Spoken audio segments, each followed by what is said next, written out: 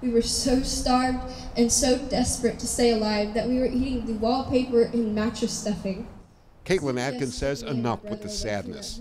With hundreds of young West Virginians clinging to her horror story of toddlers being locked in a room by addicted parents, Caitlin is ready to share her tale of torture again and again.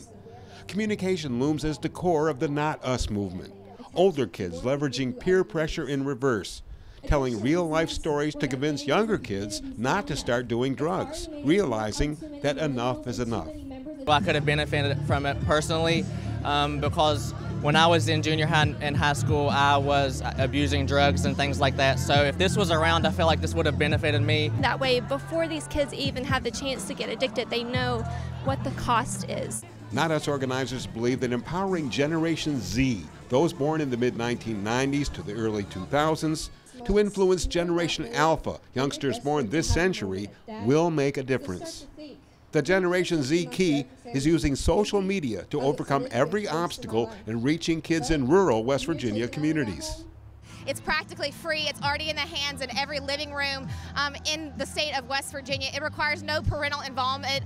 It's already in their hands and it's practically free. And so we can utilize it. They're on it. It's already a platform they're using where they can tell their stories. The Not Us movement moved from the Capitol steps to the House and Senate chambers, where a 26-year-old delegate explained why this Enough is Enough stand against drug abuse will work. Throughout history, when significant and radical world change has occurred, it has been started in the bellies of young adults. More than 12 of our founding fathers were under the age of 40. That's why 22-year-old Hannah Prince is ready to share her heartbreaking story, to convince the younger ones that enough is enough. 6 years ago, I lost my brother Josh. He overdosed in Sophia, West Virginia, and you know, it really affected my family. And that's the thing about addiction. It doesn't just affect the people who are addicted. It affects the people who are closest to them, and especially these children. To impact and influence peer pressure in reverse, to influence them to say enough is enough, and to make it sort of cool in a sense to say I'm not doing drugs. This is not okay. The movement's goal looms large, to save West Virginia by kids convincing kids that it's not us that will fall into drug abuse, but stand up and live strong and clean.